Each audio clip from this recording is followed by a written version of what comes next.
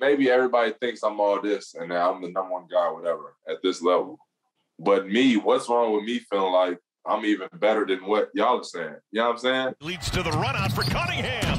Cade Cunningham. Walker up top for Cunningham, and he puts it in with two hands. Cade Cunningham rises and rips.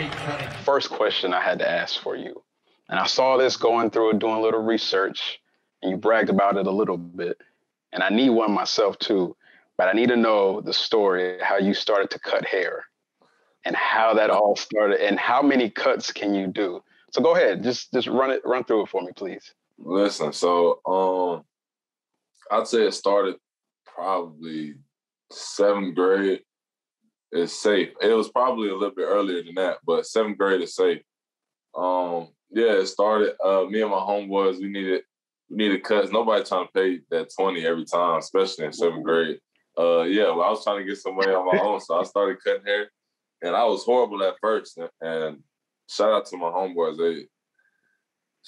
they had to fight for me because it was some bad cuts early on. You know what I'm saying? You know how to cut, then it's just like riding a bike. Like once you learn it, it just applies. So I can do all the cuts now. I know how to fade. I know how to do all that. I don't do designs though. Designs not me. I was gonna ask you the little zigzag and all that. Okay, nah, you ain't doing all that. No. That's not. Where do you think this this confidence and maturity and like where did it start from with you? Like where did you think that it came from, and how was it instilled in you? I think the biggest thing, like I've been blessed to have people in my life that have tried these things before me, you know what I'm saying? And were willing to give me their knowledge about it. And I think the best thing that I did growing up was just listen to people older than me. Having a big brother that was, in college, tried overseas. My dad, he went to college and had an injury that ended his playing career. So it's been different things that I've been able to see and hear about growing up that, I just tried to apply it to me, and I've been blessed to be able to, make it to this point without any fault. So, I try to just keep a level head. Like, it's I've seen my dad is, a perfect example of somebody that, had it going and then everything went away. So, it's having somebody like that as the head of the household, raising you. I'm blessed to have that for sure, man. He gonna have me right. You think about, mom, pops, and everybody like that. Like, how much does it mean? Like, what's the motivation having them supporting you like they are now to keep going further? Yeah, it's everything. They've been here since, the first game, you know what I'm saying? And before that. So, having people that, really know you and care about you outside of the game is important.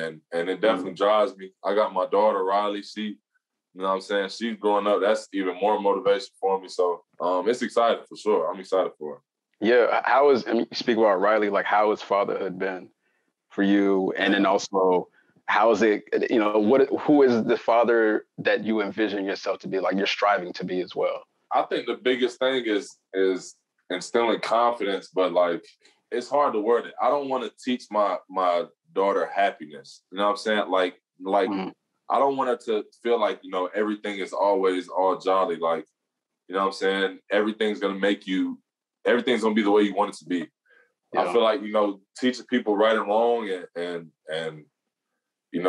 making people fight through adversity and things like that, make people work for, a reward and things like that. Those are the things that I'm excited to do. Like, I have a problem saying no to her already. So finding these type of things to do for her is going to be tough for her because I would have buy her everything already off the rip. So yeah, it's tough for sure. Where was the moment that you remember, like, yo, I fell in love with basketball. Like, I really want to do this. This is what I'm committed to doing.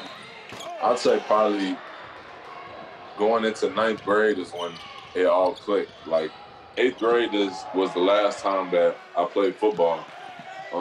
And football was tough just because, like, I love football, but I love playing games for football. Like, I'm not trying to get out in that Texas sun. Eventually, I dropped football, and then my love for basketball doubled, tripled, all that.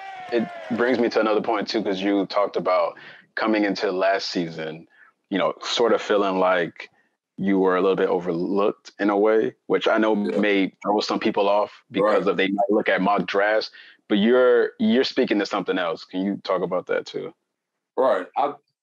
I seen people saying like, bro, you're already number one, and people have to realize like it's all about perspective though. At the same time, so like okay, I always want to play it humble though. You know what I'm saying? Maybe everybody thinks I'm all this and that I'm the number one guy, or whatever, at this level.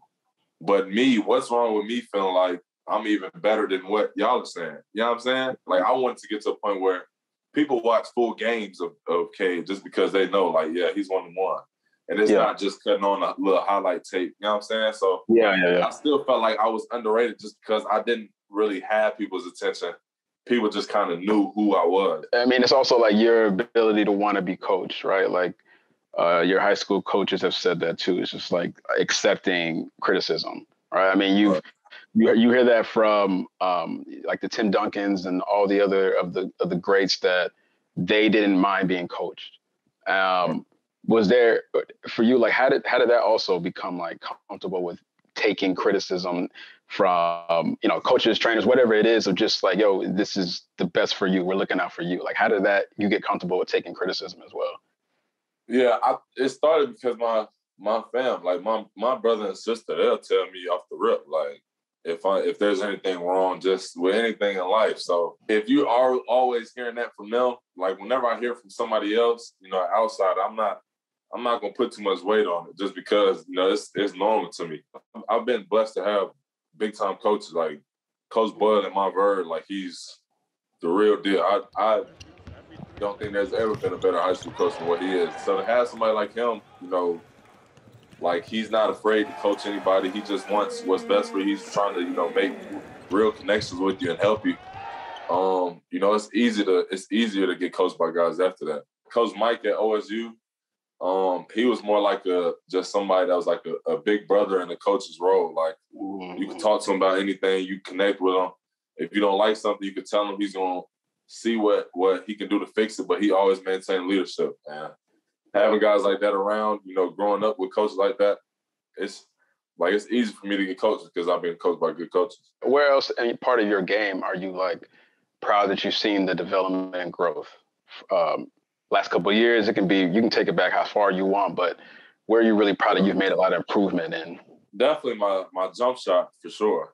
I feel like that's probably the loudest point where, like, that's probably the main one that pops out to the screen. Like, oh, he's shooting it a lot better now. But it's been fun, just being able to grow into more and more of a primary ball handler and creator. And I feel like that's the thing that I think I've had the most fun with and enjoyed the most about, like, this whole journey getting to this point is, like, seeing myself go from somebody that was, a real-life role guy and just trying to, set good screens and rebound, get us, just do all the right plays to turn into the guy where, like, what I'm saying, I'm trying to make every play now and I'm trying to, the responsibility just grew more and more. So that's the thing that I've been the most excited about, and I'm excited to see how it looks going forward, in the NBA and just seeing how that grows, for sure.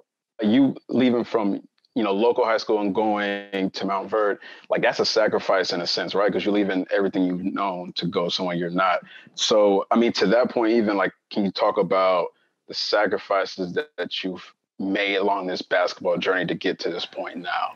Man, I think that was probably the first big one was leaving Bowie to go to Montverde. Like, man, it's so crazy when I get out there. So it was my junior year when I got out there. I'm 16, and I turned 17 like a couple weeks in. So leaving everybody you ever known, like this is the first time I haven't been around anybody. There's nobody in the whole state that I know. So I'm kind of just going into this situation, just hoping for the best. And mind you, this was so crazy. A lot of people probably won't believe this. Coach Boyle had never even seen me play basketball in person before I got there. So I'm just going off the fact the assistant coach, Coach Ray, he's seen me. And I'm going off the fact, like, I think I'm nice. So you're going to have to, you're going to have to respect it either way. Yeah. So I'm going in, like, and then back home, things just started it felt like crumble. Like whenever you're not around and you're not there to see things happen, and you're just hearing it from afar, it feels like everything's going bad. I started having you know what I'm saying, deaths in the family and stuff, like, and everything's hitting me way harder whenever I'm, you know, miles away from my fam. So it was tough for sure, but it's crazy. Like, I wanted to go home so bad. I'm steady calling my mom. I was like, Mom, just let me come home, please. Just I'm begging her to let me slide back to the crib, but it's crazy how much it helped me, and I'm glad I did it for sure. And going into college was so much easier because I was already used to being, you know, on my own and trying to make things happen for myself. Clearly, like, Arlington, your hometown, meant a lot to you. So, like, how did it also shape you as just who you are as Cade? Like, that's where everybody's at. And what's crazy, it's not even as much about, like, you know, missing home, but it's missing home and then trying to still get in the gym every day and put your work in and still be first in every sprint and still, you know what I'm saying? Like, that's the part that's tough for guys whenever they get out to Mount Bird or whatever. Is, you know, that separation gets tough. And then whenever things get hard for you and you see some adversity, you know, you start missing home. That's whenever you usually get to be at the crib and take some time off. But, you know, you're gone, you're at Mount Bird, you don't really have that. So, you know, I didn't realize how much I needed Arlington until I left. And then I'm like, that's everything to me. So, yeah, it shaped me, man. It made me who I am today. I'm born and raised over there. So, yeah. Home for sure. So what I want to know is your mentality with picking the spots and taking over games. What is Cade's mentality with taking over games? For me, every game I'm trying to eat. You know what I'm saying? Like, obviously, I'm going into every game wanting 50 or whatever. But obviously, game plans, things like that, it's not as easy as that. So I know I'm gonna leave my mark on every game. And like that, like, I go into every game knowing that's a given. Like, I'm gonna do something. Like, you know what I'm saying? The other team gonna know why they say what they say about me. And every game, it just felt like the first half would slip away from it a little bit. Like, I'm trying to make things happen or whatever, and the first half will slip. And I'm like, I got to do some work in the second every time. And there were some games where, you know, things were going easy for me in the first half or whatever. But, yeah, it was – I wish I would have turned up a little bit more. And then the narrative started growing, whatever, where, you know, he only turned up in the second half. So, you know how it goes. But, yeah. How did that approach, like, get so instilled in you with, like, doing what it takes to win? Because it's hard. It's like sometimes, like you said, you might be off, but you know when to take over the game. Sometimes you might be flowing. You got to know when to pick your spots and everything. But to win the ball game, you have to do a lot of things to win. So, like, how did you get to that point? I think the main, like, beginning for me was the Texas Titans. I started playing with them in the 4th grade. So, like, you know what I'm saying? We're young when we started this. And then we're winning games. And we were tough. Like, we're nationals. We're doing all the stuff that, you know what I'm saying, these young teams are doing, whatever. And, you know, I think the biggest thing for us was our togetherness. Like, everybody knew, like, the Titans, their chemistry was on point. No matter what, they're going to make plays for each other. Like, they're going to get good shots. Maybe they might not hit them, but they're going to make sure they get each other good shots. Yeah. And so playing in a system like that since I was a youngin', and then growing up into that, and then I started getting better and better and better. Like, I was still used to playing that type of basketball. So eventually it just carried over. I guess it leads into you with your leadership as well, because they also say that about you everywhere you've been, was Mount Verde or even, you know, Oklahoma State. And even some of your AAU teammates, it's always about, like, he always has a control over the game and, like, and they listen to you, right? So when you speak, a lot of your teammates will make sure they trust you. So you think that also has something to do with that, of, like, how comfortable you are with leadership? Yeah, definitely. And I think that mainly helps me with, like, whenever I'm new to a room, I don't ever feel like, you know, a room sways me into, you know, going with the majority. I feel like that's the main thing that my parents have, you know, really instilled in me. And then after a while, whenever my name started to blow up and things like that, I think the most important thing was just not trying to force things on. Like, I feel like a lot of times, you know, somebody might be the most known or the best player, and they try to force leadership on guys and stuff like that. And it's not, like, a lot of times dudes are like, bro, you just doing too much, trying to, you know what I'm saying? Maybe the coach boost your head up or whatever. So I'm just trying to be natural. I try to be me wherever I'm at. And, you know, I know I can hoop. So in practice, you're going to have to see me anyway. So, and I think as time goes on, people just, you know, naturally start to gravitate towards me. And, you know, I try to do what's best for the squad. I got my faults too, but I think that's why not, you know, trying to force leadership helps, because whenever I make a mistake, you're not going to want to bash me for it. You're going to want to help me just like I want to help you. So I think that's probably the main thing. I think that's why my team's been pretty good. Also, did some of that have to do with just the 2020 class in itself? Like, because of how talented that, you know, that at least we view it, and I view it as deep as it goes. You think some of that also had to do with your class you were in as well?